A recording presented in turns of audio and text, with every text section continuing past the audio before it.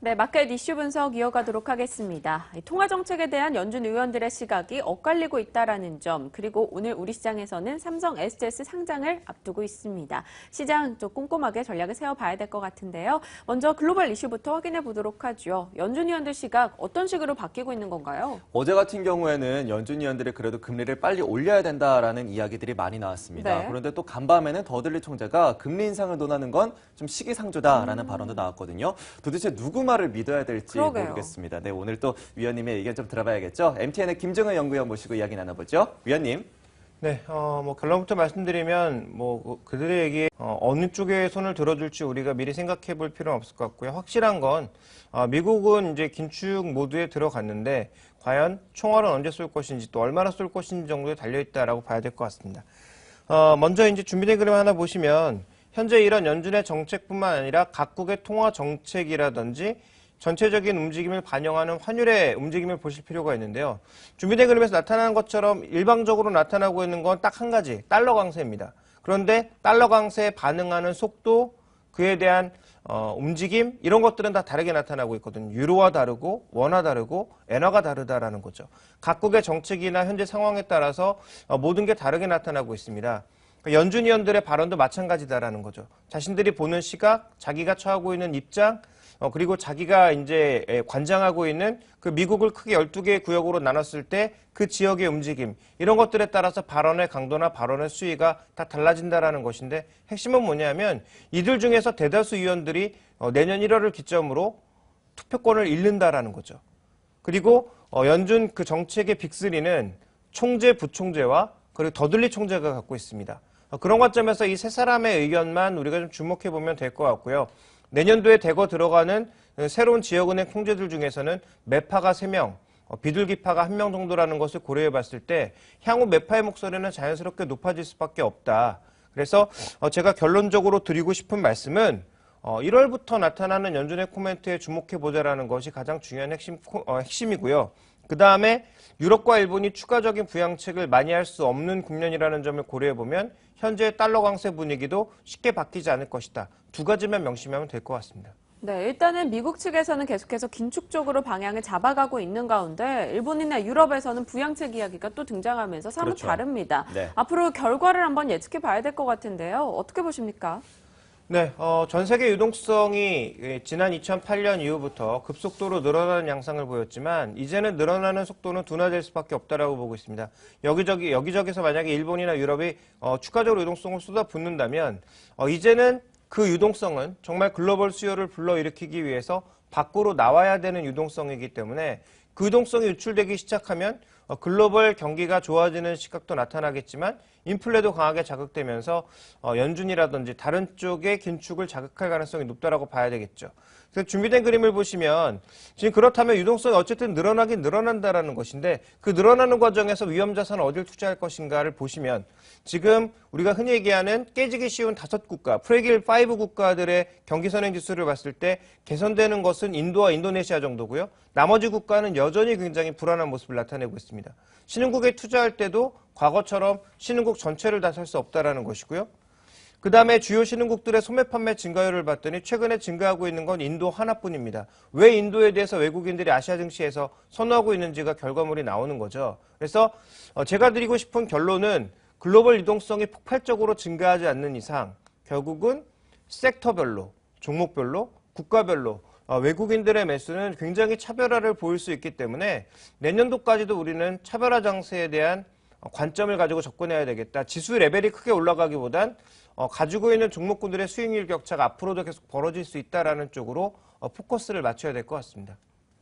네, 이렇게 해서 각국의 통화 정책에 따른 우리 시장 전략까지 살펴봤는데요. 네. 저는 오늘 뉴스를 좀 진행하면서 가장 관심이 있었던 게 버크셔 해서웨이가 듀라셀을 인수할 것이다라는 이야기였습니다. 요즘 네. 건전지 사실 잘 안 쓰잖아요. 맞아요. 근데 왜 듀라셀을 인수하게 된 건지 거기에 대한 평가도 듣고 싶습니다. 어떻게 보십니까?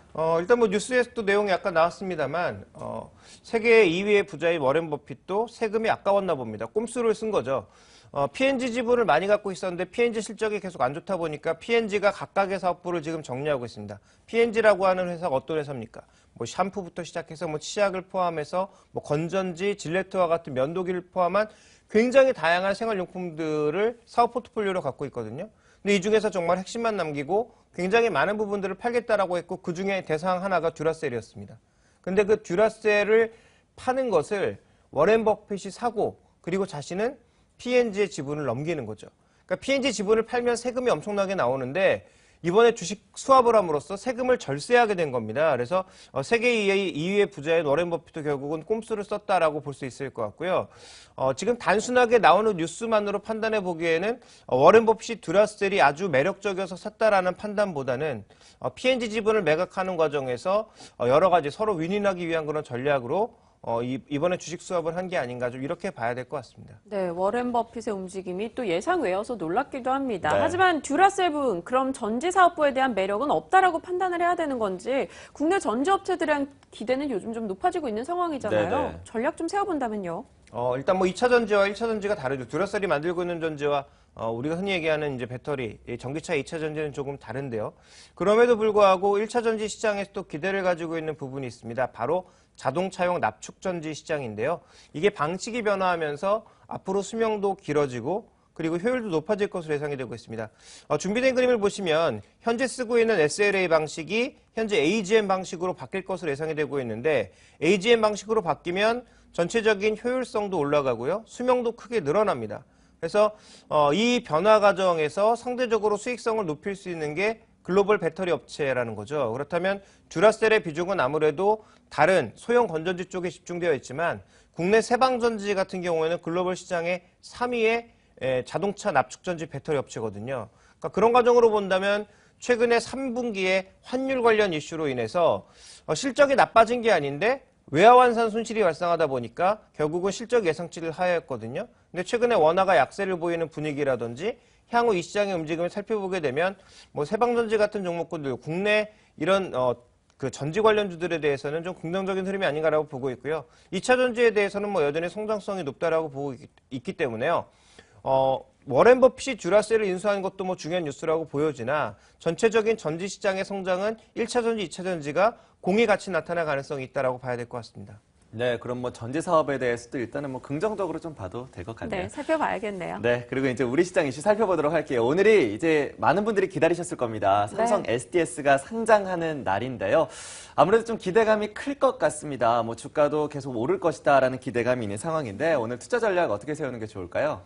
네, 일단 IPO 이슈로 상승한 종목 펀더멘탈은 굉장히 안 좋아서 최근에 주가 내렸다가 이런 이슈로 그냥 삼성그룹 쪽 올라가니까 더불어서 쭉 올라간 이런 종목군들은 제가 보기엔 오히려 모멘텀 노출에 변동성이 커질 것으로 예상되고 있습니다. 뭐 물론 다시 하락 추세로 빠르게 전환된다라는 결론은 아닙니다만 변동성이 커질 수 있다라는 점에서 저는 모멘텀 종목군들에 대해서는 오히려 비중 축소 관점이 맞지 않나라고 보고 있고요.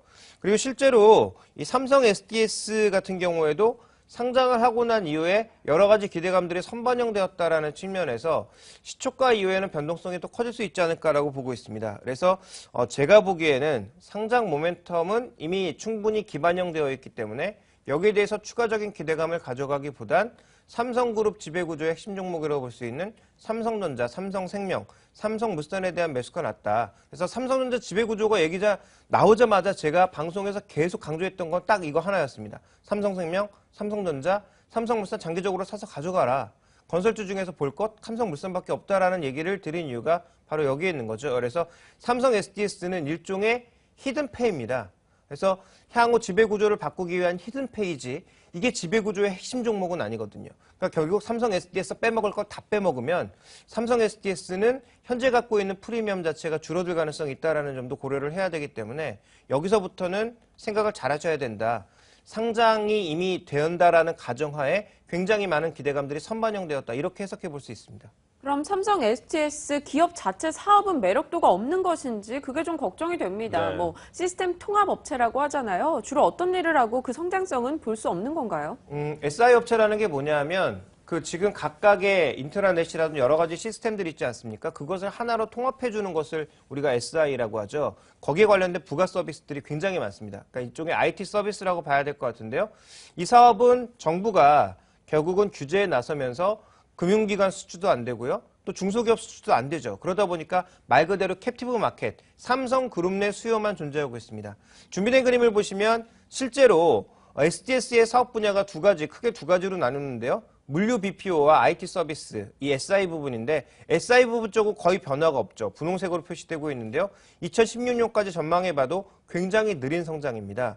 근데 회색으로 표시되고 있는 물류 BPO라고 하는 것은 전 세계 글로벌 물류를 통제하는 시스템이라고 봐야 될 것 같은데 삼성전자가 얼마나 많은 제품들을 만들어서 생산을 합니까? 그러니까 이런 제품들에 대한 물류 IT를 앞으로 우리가 흔히 얘기하는 IT 세상으로 점점 나가고 있으니까 삼성전자의 앞선 IT 기술을 바탕으로 이걸 구축하겠다라는 거죠. 그래서 이 사업을 앞으로 늘려나가겠다라고 보고 있기 때문에 결국은 삼성 SDS의 사업 전망은 밝다라고 봐야 될 것 같습니다. 근데 그 밝은 사업 전망에도 불구하고 만약에 그 이번에 상장하자마자 40만 원 정도의 주가를 보이게 되면 PR 기준으로는 거의 50배 가까이 나타나게 되거든요.